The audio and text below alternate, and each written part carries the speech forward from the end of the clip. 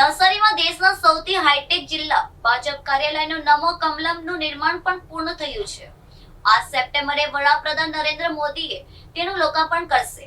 રૂપિયા 10 કરોડથી વધુના ખર્ચે તૈયાર થયેલા આ કાર્યાલયમાં એઆઈ ટેકનોલોજી સહિત અનેક આધુનિક સુવિધા ઉપલબ્ધ છે.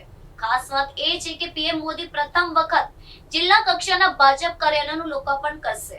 આનંદની વાત એ છે કે ભારતીય જનતા પાર્ટી નો એક સરસ મજાનો સમયને ધ્યાનમાં રાખીને નમો કાર્યાલય બન્યું છે.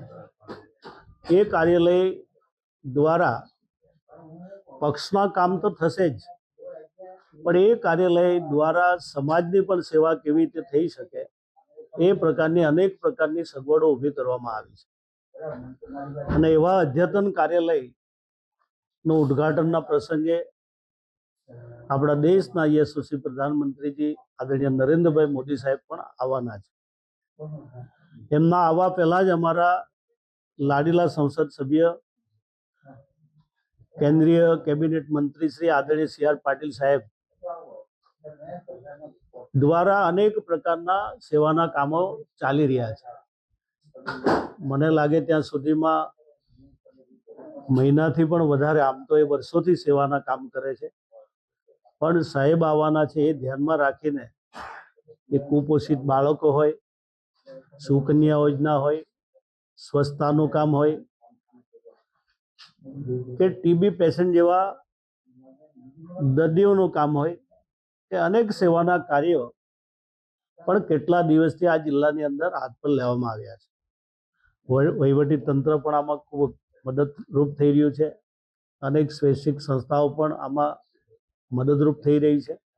અને ખૂબ જ ભવ્ય રીતે ભૂતકાળમાં જે રીતે દિવ્યાંગો માટેનો પણ એક કાર્યક્રમ થયેલો અને ગ્રીનિસ બુકમાં જે એની નોંધ થઈ હતી, એ જ પ્રકારનો ધ્યાનમાં રાખીને જ અનેક પ્રકારના કાર્યક્રમો થઈ રહ્યા છે.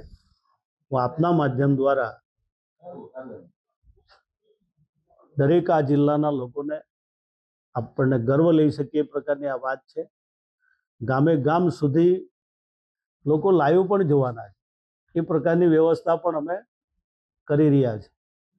સાહેબ આવે અને લોકોને લાભ મળે એ પ્રકારની વ્યવસ્થા પણ અમારે, જ્યારે પાટીલ સાહેબે બહુ સરસ મજાનું આયોજન પણ કર્યું છે, અમે બધા સાથે જોડાયા છીએ.